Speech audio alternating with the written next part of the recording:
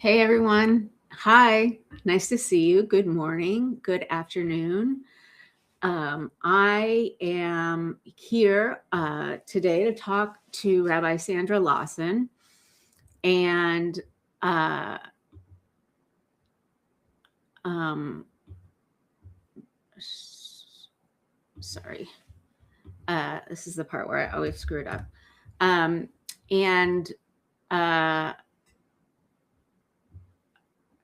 so we are planning on talking about the Jewish community right now and what being Jewish means, uh, especially to her. Oh, here she is. So I'm inviting her on right now.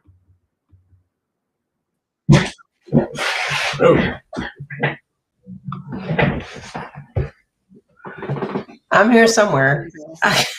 Where are you? Okay, can you see me or not? Okay, so we're actually live right now. Oh, okay. So say hi to the folks. Hello. And we've got a couple people in there. And so what I wanted to do today is, as I'm wishing everyone a good morning or a good afternoon, and welcoming them to Freedom Over Fascism Live. There we are. Okay, we're Sorry. Good. No, that's right. That's fine. So, everyone, I would like to introduce you to Rabbi Sandra. I started following you, Rabbi, on Juneteenth, 2020. Oh, wow. That's right. That's an actual date. You were doing a Kabbalat Shabbat on Zoom, I think at Yale Hillel. And I gathered my family and we watched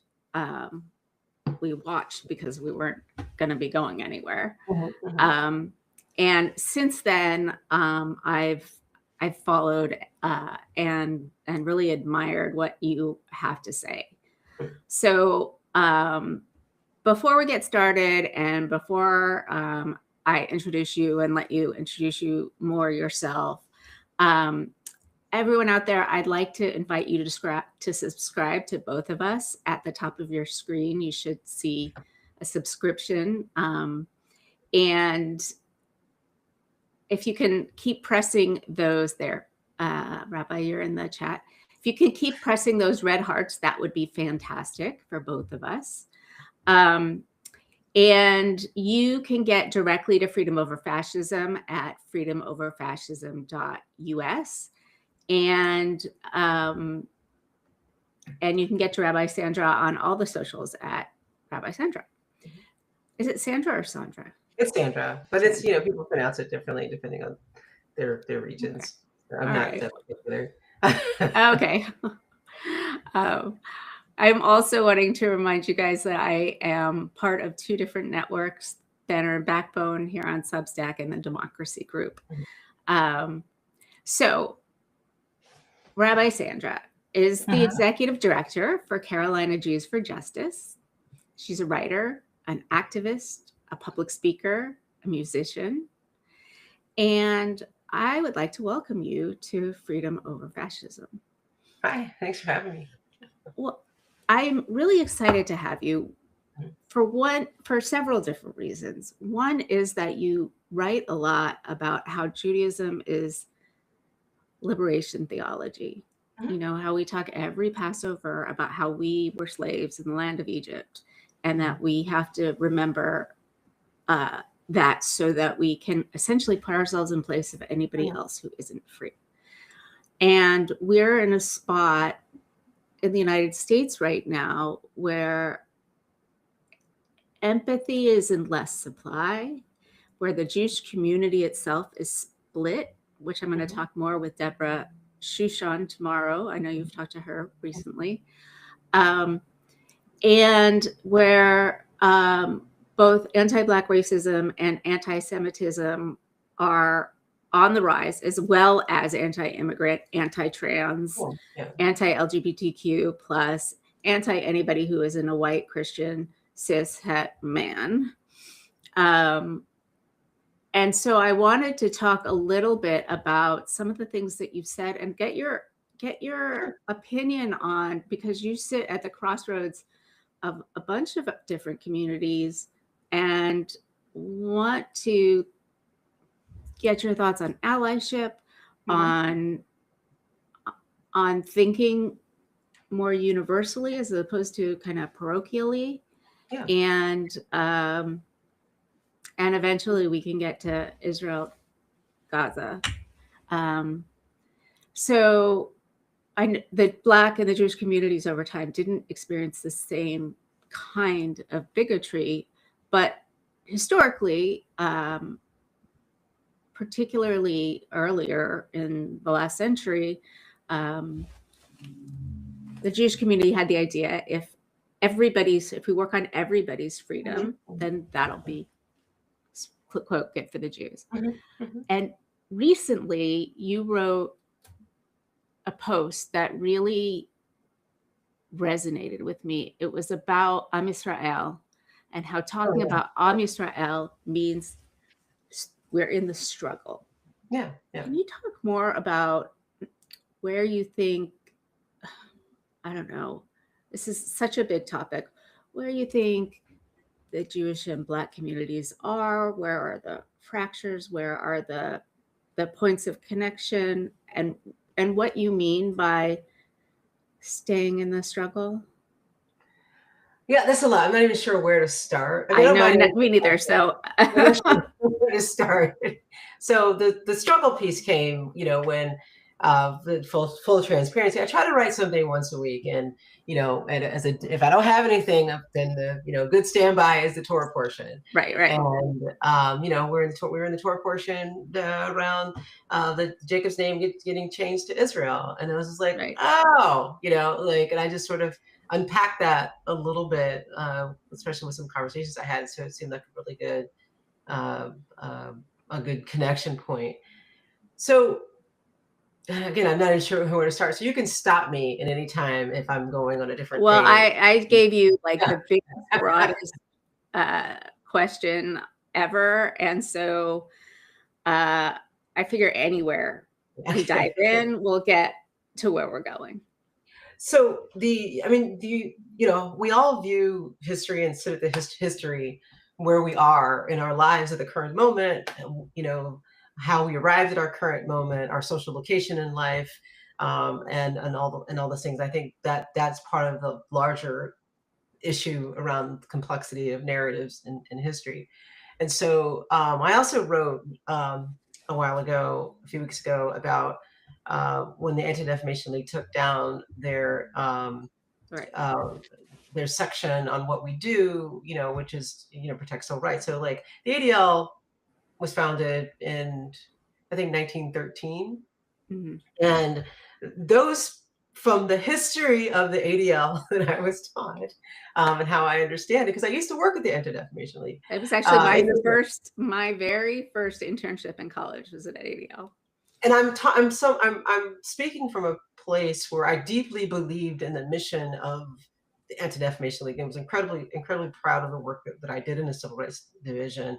I'm not trying to claim that the ADL was perfect. No job is, no place is, but the overall mission of protecting civil rights, and there's a language that still exists on the website, it's not front page because I went down Googling for it, that those folks understood that their Jewish liberation and Jewish freedom was connected to civil rights and to other people. And those folks, many of them who arrived here escaping atrocities in somewhere else, or the folks that arrived here shortly before, or early in the Nazi era and after World War II, coming here where the Holocaust, the memory of the Holocaust was so prominent in their minds, looked at what was happening to Black Americans and were like that. And many of those people are like that was wrong. And there's lots of models. I like the Albert Einstein story the best, because people don't think of Einstein as,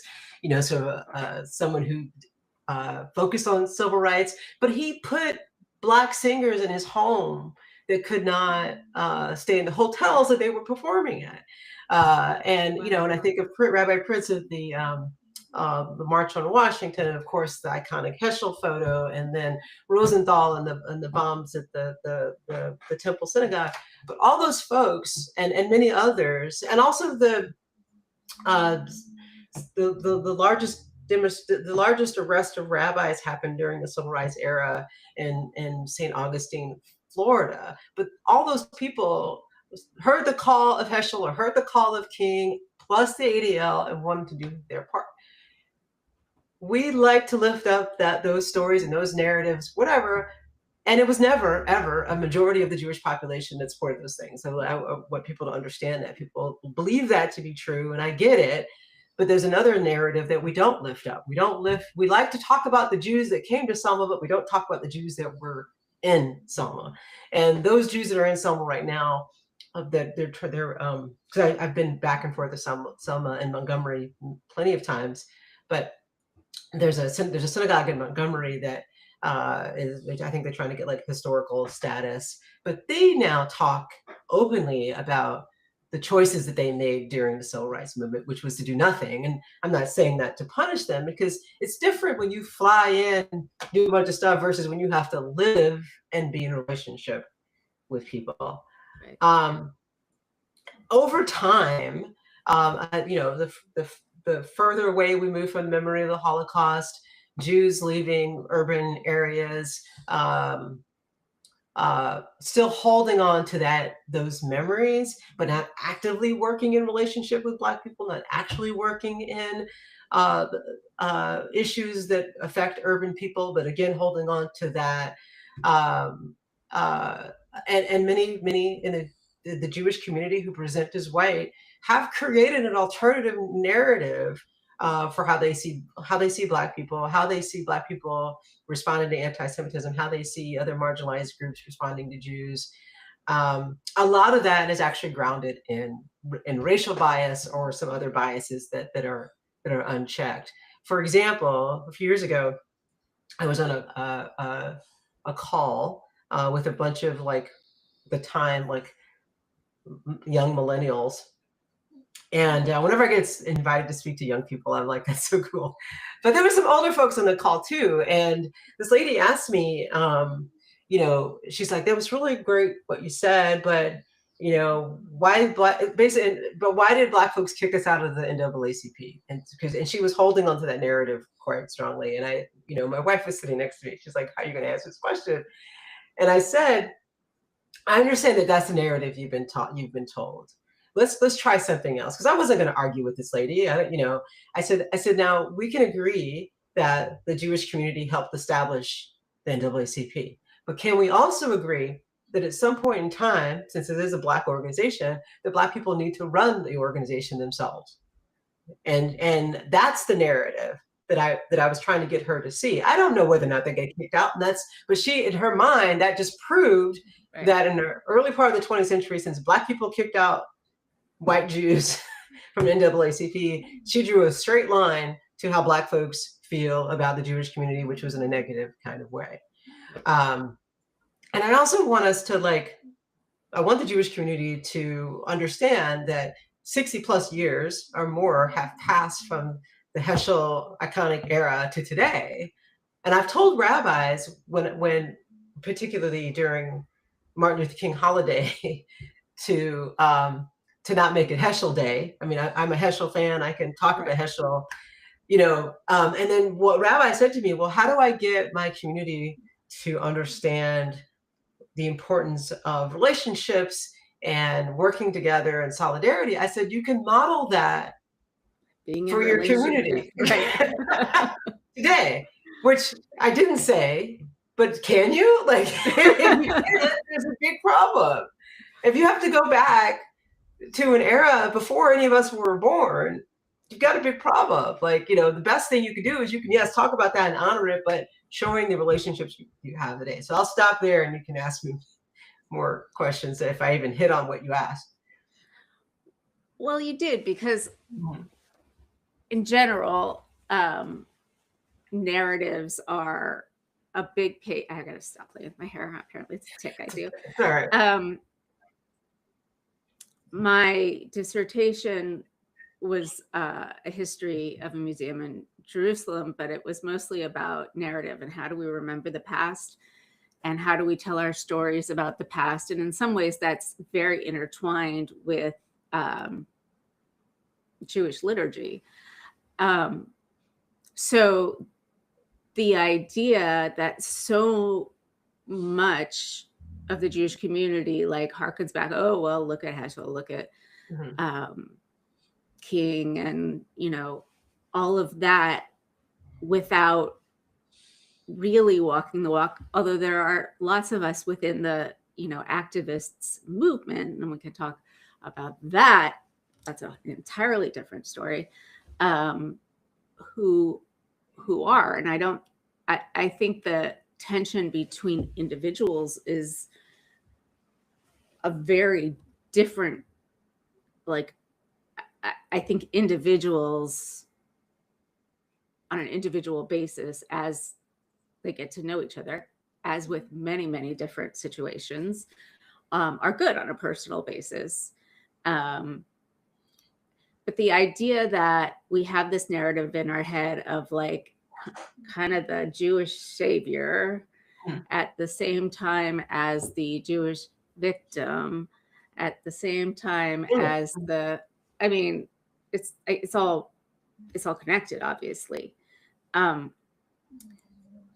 then when I was in college, there was the whole situation with Louis Farrakhan, and that became a thing. And now there's Israel and Gaza, and for very, very good reasons. The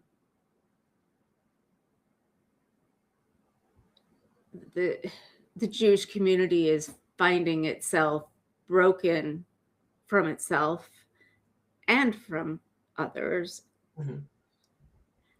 And the idea that we are looking at the left as the source of our greatest danger, as opposed to the actual Nazis on the right, is problematic. So how would you say, there's a lot of different things too. I keep slamming you with a big old brain dump. How would you say that we, in the moment that we're in this country, that Jews come, how are most American Jews coming to this moment? And are they kind of schizophrenic about it? And also, like, what's your sense of where we are among all of the different communities that you're a member of? Did I make it too hard? I'm sorry. No, so it is.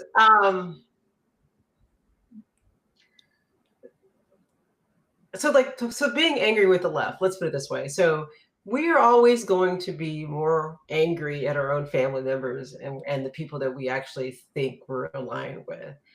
The crazy people we don't know, so the ultra right-wing people, we know they've always hated us, but I thought I belonged over here. So that I want to honor that. Like I totally get it. And the struggle in our part of the issue in our own community right now, if one narrative has always been lifted, so we have one narrative that we've been told about Israel, and that's sort of falling apart for some people. We have one narrative that we've always been told about our participating in the civil rights movement, and all those things can be true, but there's also another narrative that gets left out. And so, you know, I really want people to think what lens they're using when they're talking about a narrative. And so we have a Jewish state, that's great. But there's also a different narrative. There's also another group of people that gets left out of that. When we talk about, oh God, I can't remember. There was I was in the car with my wife, and there was something that came on. I'm going to butcher this. It was basically talking about how it was some talking person that was talking about how Israel was a land without a people, something like that. No, that's And Golda Meir. right, okay. I don't know where it came from, but I heard that. But that's the same narrative we use for the United States, which Right. was a land with no people. There was millions and billions of people here and on this whole continent, and we, I'm not trying to make the same comparison, but the stories of how we tell things are designed to present a particular narrative to our audience. That's just how history is. That's what works. And you get a better history when you have a fuller picture, which one of the reasons when I was younger, I was so excited that I discovered Howard Zinn's history of the people's history of the United States, because it gave me a fuller picture that went with the textbook narratives that I had Right. always heard from, which brought in other perspectives. And multiple things can be true at the same time. And I think that for some people, that's really challenging and hard. And I think you're frozen on my screen. Okay, there you are. Maybe I was just being still. No, I think that is really at the heart of everything that I want to talk about. And you did great to like distill it when I couldn't, is that so many different things are true at the same time. Yeah. And the expansive mind that needs to be able to hold those truths separately and together, it's hard, right? Yeah. It's really hard to be, know that there is a state for the Jews, yes. That it has been embattled, yes. That it also has done horrible things, yes. That October 7th was horrific, yes. And what Israel did to Gaza and the West Bank is horrific, yes. And in the United States, all of the similar narratives are within the Jewish community. I think it gets really, really separated out, and people don't want to think about both all the truths, or they find it easier just to kind of get insular, and instead of taking universal lessons from history and oppression and the Holocaust, they take very direct lessons that like this should never happen to the Jews again, as opposed to like this is not something we do to other people. And I'd love your opinion on how to help people see the multiple truths in all sorts of different situations. Now we're at this really painful point in world history where there's huge fractures. The Israelis don't have this problem, and that's a bold thing. They just don't. They don't have they understand the complexity. Many of I'm not talking about the extremes, but many folks in Israel have been working on this for a very long time. They want a solution that benefits the Jews and Palestinians and other folks. And I say, I haven't found a better word to explain this, if you can help me with it, but there's a big difference when you approach a subject from lived experience versus theoretical experience. Yeah. So Israelis are in actual physical relationships with Palestinians. They live together, they work together. Not saying it's perfect, but they are wrestling. They're wrestling because it's there. American Jews aren't doing that. They are not. Many are not. More so today, but many people that I have run into have incredibly biased ideas about Palestinians and Arabs and pro-Palestinian people, and sometimes when I get the opportunity to unpack that, many of these folks haven't been to Israel. I'm not saying you have to live in Israel to have an opinion. Many of these people don't actually have relationships with Palestinians or with people who think differently than them or refuse to listen.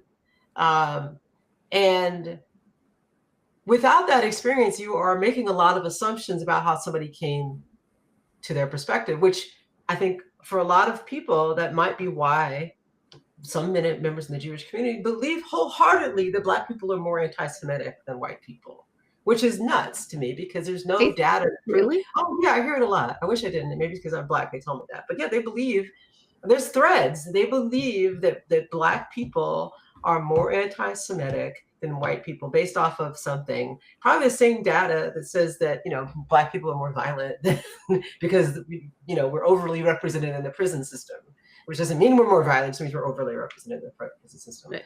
So, and I think that when you are, so one of the things that we're doing in Carolina Youth for Justice, we are, this is not a promotion, but it's sort of like these are the conversations. Promote away, like. But we are in a lane, and our lane is not Israel. Our lane is the state of North Carolina, and we are filling the void where synagogues and legacy institutions can't or don't have the capacity to do it. So we do advocacy, and because we're in the South, we cannot. Other places can, but we really can't do it without Christian partners or other partners who may be Muslim or whatever to focus on issues. So I might be in a partnership with clergy. Some of them are Muslim, some of them are Black, some of them are whatever, who may have different perspectives on Israel than I do, but we are here because we don't want ICE in our backyard. We don't. That's the problem right now. We don't want immigration enforcement taking our people. That's what we're agreeing on. We're not trying to fight the Israel-Palestine battle because we'll get nothing done. Right. We're trying to do that, and so. I lost my train of thought. Anyway, I've already had multiple conversations today, but there was a point to there. Anyway, go ahead. Well, I think what I'm hearing from you is sometimes we put so many things on the table that we have to like be in alignment on that. Really, if we can find a few things that we share values on and work on those, then we don't get so caught up in our own bullshit, like and the purity testing. Yeah. So it allows you to build a relationship. So I'm going to bring in a rabbi friend of mine. And this is before I went to rabbinical school. His name is Joshua Lesser. He lives in Atlanta. And how he's told the story. So if he listens to this, if I get Joshua it wrong, who? I'm sorry? Joshua Lesser. Oh, okay. Yeah, he's a rabbi emerita for Congregation Beit Habarim in Atlanta. One of the things that I learned from him, because we've been friends a very long time, so he was he was the first openly gay rabbi in Atlanta, and maybe the first openly gay rabbi to get accepted to rabbinical school. I don't know, but if not the first, one of the first. And so when he arrived in Atlanta as a rabbi of this gay founded synagogue, like a lot of rabbis didn't want to have anything to do with him, work with him. And so this was like in the late 90s. And really already that late? Yeah, like 1998, 99 or something like that. Yeah. Oh, it's crazy that there wasn't anybody else first, but okay. Yeah. So, I mean, that's another thing too. Like people need to understand, like this history isn't that long, I mean, anyway, so we had, and so he's the rabbi of his congregation. Like even he used to tell me stories that other rabbis would not share like a hotel room with him because he's gay. So this was and that's something I actually have never thought about before. Like it's never been an issue of me rooming with anyone. Nobody's asked me about my sexual orientation or anything. But anyway, that's not the point. The point is that he became a member of I think it was called 100 Black clergy or 100 Black clergy something. It was something like that. With clergy, men, Black. Those words were in the title. And he became a member of this, just like we have white people who were members of the NAACP and have served on the board of NAACP. And so he, was a member of this, and then he would always show up for the issues of the day, whether it be housing or whatever. And he was always in solidarity, always showing up, probably the only rabbi, maybe even the only Jewish person in the room. And then he said, like, many people did not understand Judaism or gayness or whatever.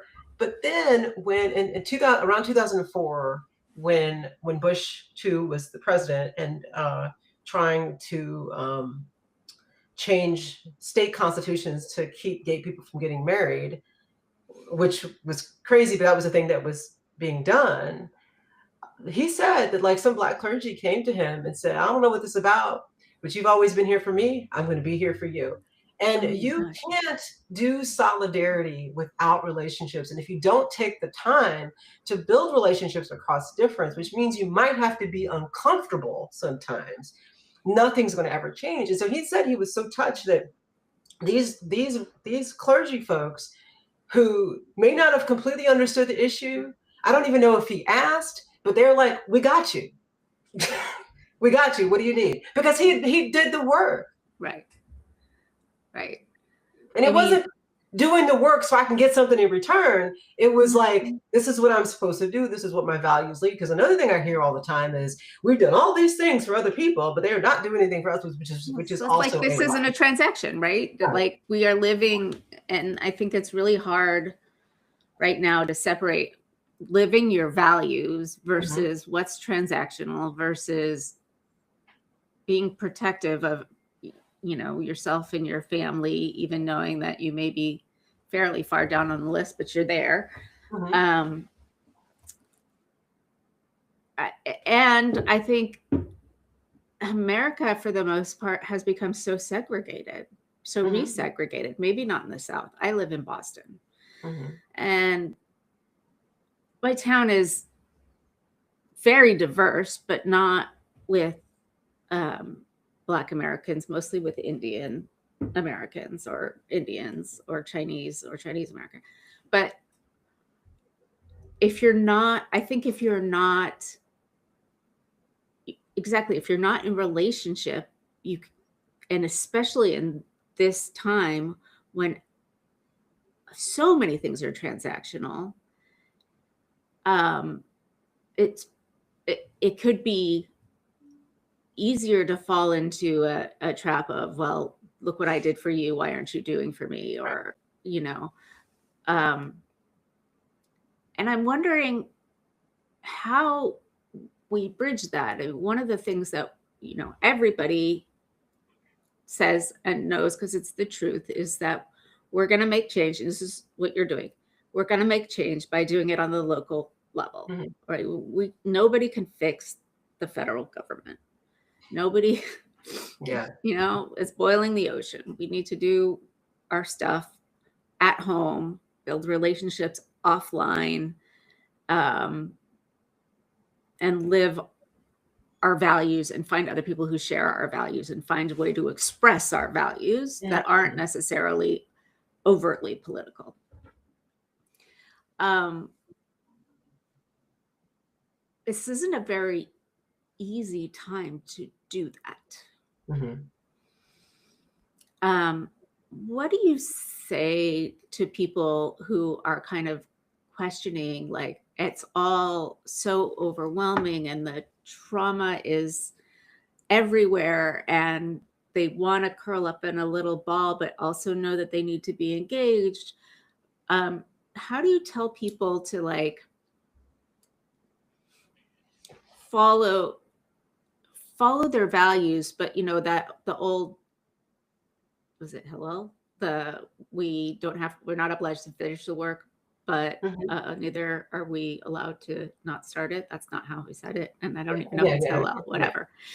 Um, I think a lot of people, and particularly liberal Jewish circles, believe that, but have absolutely no idea where to start because the, the the problems are so large. How do you talk about that? I know that you are living that by doing, by being in an organization in North Carolina that works for people in North Carolina.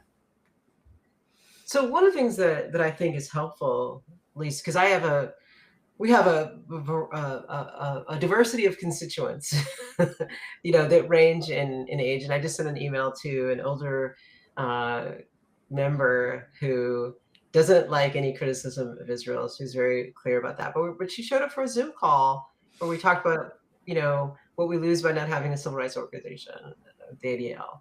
and participated in that call. And when I asked her, and she sent me an email that, basically saying how uncomfortable that is. I mean, nobody was bashing Israel in this call, but it did come up from people, some of the challenges, and she said she's going to stay engaged. I mean, that's the thing. Like, be uncomfortable. Let's learn from each other and understand.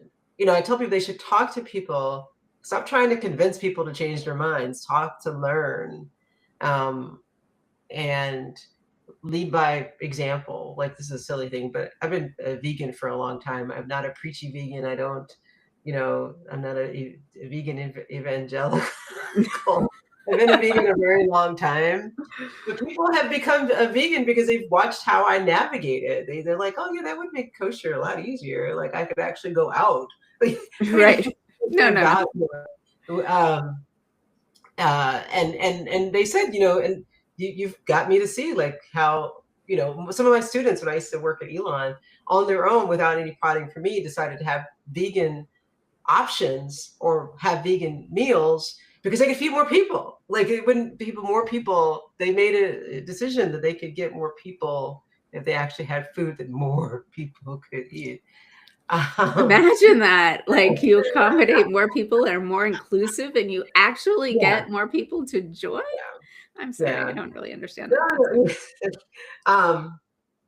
And so the I'm sorry. No worries. I'm like, I'm not like, normally I have notes and stuff I'm writing down, and you and I just talking, and I've already had like 2 calls back to back this morning. Okay, no, I hear you. I get the same way. Like, it all gets jumbled. Okay, so let me take this in a slightly different direction. I mean, I hear you say lead by example, lead with curiosity, lead with inclusivity, and you get a long way toward where you're going. At least among like-minded folks. So I saw that Deborah Shushan just joined. Hi, Deborah. And she and I tomorrow are going to talk about the cleavages within the Jewish community. And I'm wondering how you are navigating this. I see that, okay, my son goes to a Jewish high school. It's pluralistic religiously. And they all learn Hebrew. They all have to have Jewish studies. Fine. The school has not once uttered the word Palestinian in the last 4 years, but certainly in the last 2.5.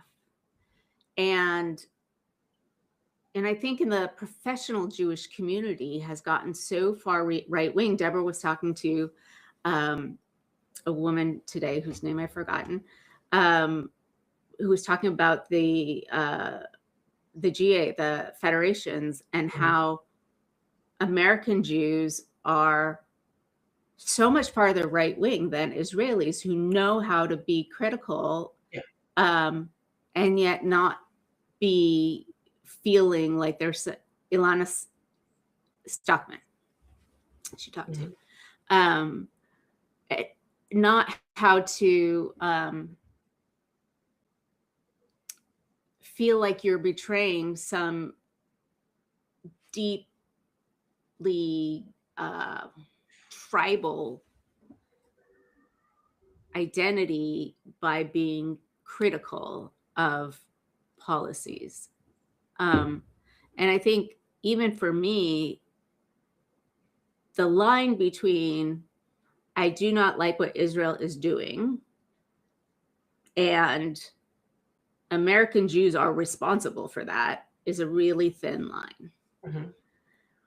So what do you say? What do you think about these cleavages within the Jewish community? How do we make space for our young kids? Like, my son's school's going to Israel in May, and like, he doesn't necessarily want to go because, I spent tons and tons of time in Israel. His uncle's Israel, but but he doesn't want to do the indoctrination trip. So, like, how do we be in conversation with the younger generation who've been taught all along, Tikkun Olam, make the world a better place? It's all about the freedom for everybody. It's all, we don't dehumanize other people because we know where that leads. And then they see other people in the older, particularly professional Jews in the Jewish community, get very, very defensive and betray all those values they thought they were taught. We need to we have to make space for diversity of thought in some way, shape, or form. Because the young people I've talked to, and not just young people, it's actually getting older, like some other sides of the, Yeah. more people who are older are tired of like not being able to have hard conversations, not being able to discuss or unpack the things that they've heard, to get clarity. Like I've never been to Israel. I hear things. I've never been to Israel, but I've heard these things. Like what explain them to me, and nothing. And so there's a huge outcry from people that want to be able to talk in Jewish spaces about the lack of understanding. Rabbi Susan Talby said the other day to me. Rabbi Susan Talby's in St. Louis. She said many Americans have the sin of certainty. The sin of knowing things you know nothing about. But we need to make spaces for hard conversations. That's one of the things that we're doing. We're trying to fill that void in ways that we can here in North Carolina. And at the same time, there are many people fed up with many of our legacy institutions, whether they be synagogues, JCCs, or whatever, in their area. That's Stella. She's been Stella. snoring.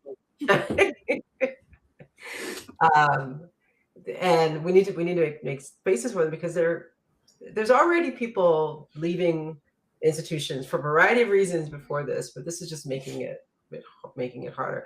I do wonder. I am curious about if the Anti-Defamation League is losing money from donations, individual donations, in the wake of all of this, because we did a Zoom call the other day, and many of the people on that call were older than a certain age, and many of them hadn't heard that the ADL had done that, and they were disheartened. But they already had some criticism of the ADL to begin with, but that this was like, somebody did say they weren't going to give money to the ADL anymore. So I don't. Was not the purpose of the call. Was not to bash the ADL. The purpose of the call was to, what do we do without a designated? Basically, what happens when we don't have a designated civil rights organization? I think this is also part of the larger, like, what organizations are needed or are suited to this time. Like synagogues are kind of maybe not like as central a place as they used to. Maybe we need like places where there's more pluralism, and if we have more pluralism in practice, maybe we'll have more pluralism in thought, although the high school has proven that to be not true.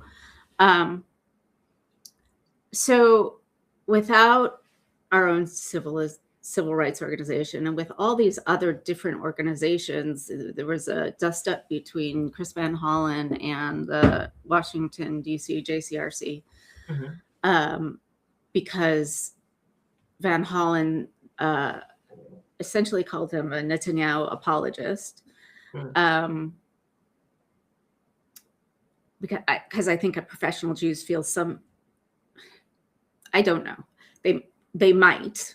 I imagine that they might feel some sort of responsibility for holding up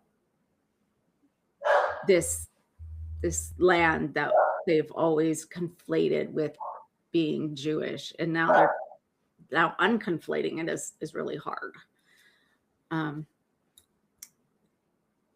don't know. The institutional question is a big one on my mind right now. I saw the little bubble that showed up. I don't know why those things show up every once in a while. Did you see it? I don't know. I thought that the thumbs down. Yeah. Well, I first don't of know all, who did it. I don't know how they did it. I mean, the 2013 Pew study, the 2020 Pew study, all show that the biggest demographic of Jews are the nuns, are the unaffiliated. Um, and you know, the other thing it shows is that people under 30 um, who are unaffiliated are incredibly proud to be Jewish, love being Jewish, but it's just express their Judaism differently. For many of them, it's social justice, social action, not prayer. Oh, I know. So this goes back to what I was saying. It was thinking about saying at some point. One of the things that I'm trying to do where we are is leading with. It's just not enough to say Tikkun Olam, I'm doing this, which is wonderful value. It doesn't work so well with Israelis because they don't really understand. It's not part of their ecosystem, but many of the folks that come to our things, their Jewish expression is through social action. So everything that we do has to have some kind of Jewish frame, and we just don't just show up because we're Jews. We do frame it in some text.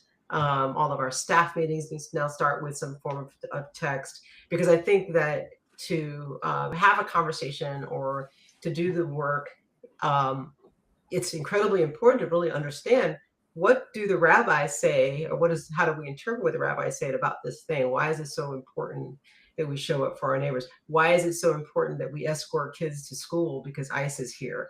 Why is it so important that we hand out know your rights training as Jews? Like, because if we don't do that, then we're just another organization with a constituency that shows up, but we're unique, and we can do things. We can organize folks through a Jewish lens to show up in the bigger pro-democracy ecosystem. And so I think that any of the work that we do, I think it's incredibly important to ground it in Jewish values, our Jewish text, or something that unpacks what we're doing. Because I've talked to people that see the Torah that's just old, it's not relevant, and the things that I do are incredibly attractive to them. I mean, I don't do this, but there's other rabbis that do similar things too. But I can make the Torah relevant. It is relevant if you take the time to have somebody who understands it unpack it. Because if you just read it, like, what does this have anything to do with me? But the beautiful thing about our tradition is that every year I get to read the same thing, and what I write today, well, some rabbis do just repeat what they wrote, but I don't. Oh, it's Rosh Hashanah. It's time to get out the Rosh Hashanah. I don't know that. So maybe if I was a public rabbi, I might make different choices. But it's incredibly important for me to always see the text through a fresh lens. And what I do is I'll start reading it and I'll get stuck on something. And the thing that I'm stuck on is that's usually what I start writing about. And this time around was when I started thinking about Jacob's name. And I hadn't really thought of it that way before. And then this time frame that we're in, because I hear on Israel Chai so much, and often it's not in a good way. I have heard it used in ways that I'm kind of disgusted by. So I'll give you one example. I was in a big group of Jewish conference, and someone offered a kavanah for Mortis Kaddish. It was beautiful, and brought in Palestinians as well as Israelis. It wasn't like a one thing. It was really beautifully done for a diverse room. And some dude yelled in an angry way right before Mourner's Kaddish, Israel Chai. Why? It was so. It wasn't. He didn't say it under. And I later found out, because the word took him somewhere else, and he heard something completely different to which I've heard from somebody else. His wife was like, "What conversation were you in?" Again, I don't know any, but the that it's one of the things I've been telling our staff people is, when we bring people into we ask them to go to bystander training. We tell them where to go for bystander training. We tell them where to go for training on how to deal with immigrants. I said we also need to help our community understand they might see a lot of kafiyas. They might see pro-Palestinian information, and they need to, we need to help them to be uncomfortable with it. But I've been to a lot of these here. I do see a lot of pro-Palestinian stuff. I do see a lot of kafiyas. I've never seen anybody say anything negative about Jews in any of these things. Rooms, hundreds of people in rooms, and some of those people do have on kippot. Like I've seen I've met rabbis. I have seen rabbis at many of these trainings, but I've also seen Jewish community members. But people have to be willing to be uncomfortable. Now, we are also in this new era where wearing a keffiyeh is triggering for people. Like somebody else that annoyed me who I unfollowed, I think is a rabbi. It was equating the keffiyeh to a KKK hood. And I was like, oh, no. And then she did get a lot of pushback from that. I don't push people that I barely know online. I just quiet them.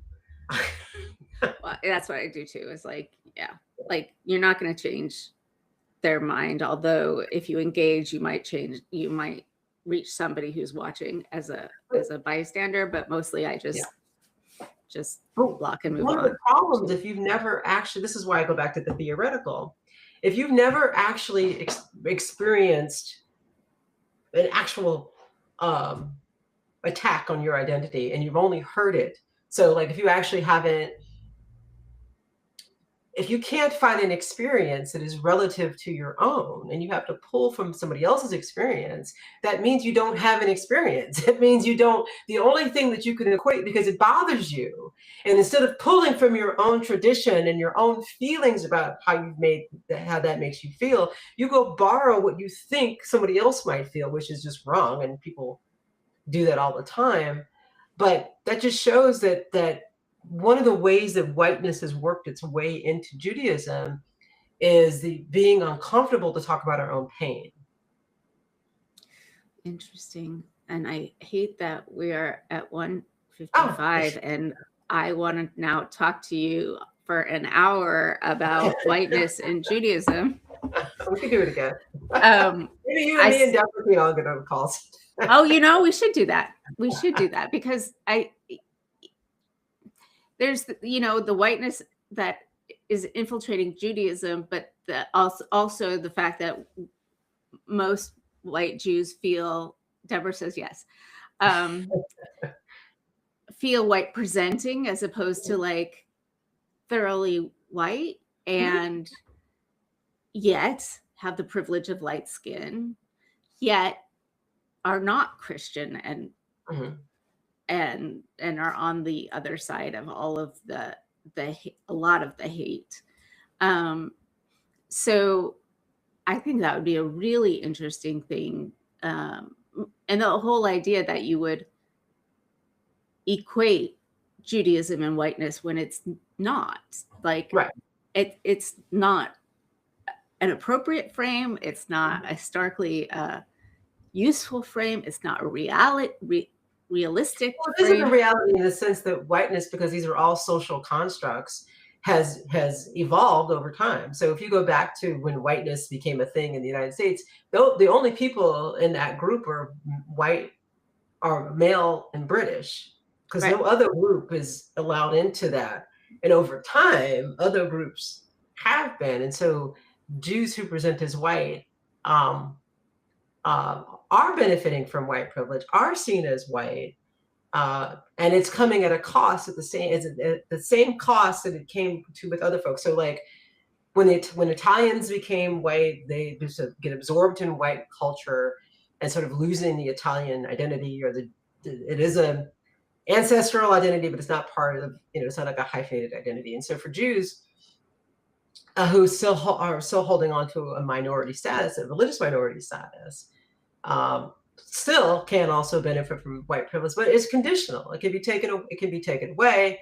But when people tell me that they're, when we're talking about racial issues, and I get pushback, oh, I'm not white, and you won't talk about anything else because you refuse to see that you were presenting in a way that I can't in our society, because nobody's going to um, um, take the time, first of all, to ask you if you're if you're Jewish, to treat you differently. You know, if you outwardly present as a Jewish person in America, meaning you were wearing the like black and white and, you know, a kippah or something, like those folks are actively presenting as Jewish. But when people try to tell me that they understand a Black experience because of anti-Semitism, but they can easily take their Jewishness off, or don't tell people that they're Jewish, you don't understand. You're not understanding. And there's plenty, because I live in the South, and I play, everything I do professionally is under the umbrella of Rabbi Sandra. So it means I also play music in places, you know, I don't know what people think about Jews, but it says Rabbi Sandra on there. Now people have asked me if that was my first name, but they know. Okay. But most people know that I'm a rabbi, and I've had people come up to me and whisper, well, I'm Jewish too. And I'm like, why are you whispering? Oh, you know, anti-Semitism. Like, you see that marker over there? It says Rabbi Sandra. Like, did you miss that? that should have been a clue. Yeah, like, you know, like, I've been introduced at festivals, Rabbi Sandra. You know what I mean? Like, it's not like, I'm not trying. People need to do what makes them comfortable.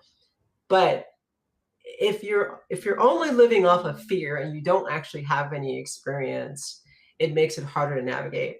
I can't pretend to not be Black, and I have actually experienced racism in this society.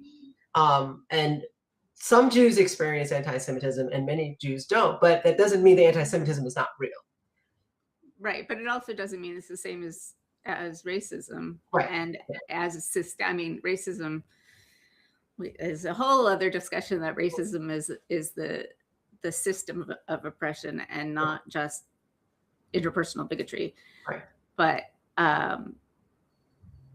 yeah, but those threads can be really hard. And as you said, people need to live in their own experience, but also people need to, as you said, live in discomfort. Yeah. That's not their own experience. So I guess it depends on who's willing to push themselves into a less comfortable space and stay there. But also when Jews immigrated to this country, when Jews came to this country, particularly around the World War II era, before and after, they were, you know, how I've read this history, so excited to be here. We're not going back to that other place. How do we become Americans, you know, and trying to assimilate as fast as possible, or become an American? And there were some walls along the way. And it's gone again. And that just makes me feel better, because that's how my brain works too. So, yeah. So if it comes to you, great, jump in. Yeah. And if it doesn't, then, you know, we'll get there eventually. Yeah. Because I'd love to stay in conversation. You know, like sometimes, I don't know. Sometimes the Jewish piece of me and the activist piece of me end up bifurcated. And sometimes it's nice to like bring them together again and get to the root of why I hold the values I do, and what's the textual basis, and, you know, the concept of disagreement being so woven into our history and being, whereas white Christians, nationalists, like that's the antithesis of what they are. I think is fascinating. And people need to understand how racism functions in a society versus how anti-Semitism functions in society. I mean, racism, capitalism, slavery, it's still that. And anti-Semitism is a cudgel, it's a wedge to pit groups against other folks. That's overly simplification of the whole thing. Yeah, but generally correct. Yeah. Yes. Oversimplified, but generally correct. Yeah. So we've reached the top of the hour. I want to thank you for coming on, even though you had plenty of other stuff to do today, and we have 80 people right now, Oh, hi. and I'm not paying attention to it. I'm just not even on. mostly it wasn't a chat that Mhm. was interactive. I want to give you the chance to talk about all the things that you do and kind of sell yourself and tell people where to find you. Oh, yeah. So this is your time to plug anything that you would like. So I'm the executive director of Carolina Jews for Justice, which we're a statewide organization that organizes Jews in North Carolina, but we advocate for all folks in North Carolina. We just do it through a lens. I have a Substack. In fact, you were right at the beginning. You can find me on any platform as Rabbi Sandra. Sometimes it might say Rabbi Sandra Lawson or Rabbi Sandra Music, I think is another thing. But basically, if you go to Instagram, Facebook, all the legacy socials, you can find me under Rabbi Sandra. And I write, I play music. My creative expression allows me to do to do hard things. You know how much in a lot of these circles, we talk about that so much, is the creative expression that allows us to do this. That's another conversation entirely that I have to make sure I get to. So thank you so much for coming. Everybody who's joined us, Josh just put in your URL, and Josh is not just any Josh. That is my husband, who is upstairs in the same house. So if all of you subscribe to Rabbi Sandra, if you can subscribe to Freedom Over Fascism, and if you can afford a paid subscription, I know times are really hard, that would be great. And thank you all for being here. All right, I'm going to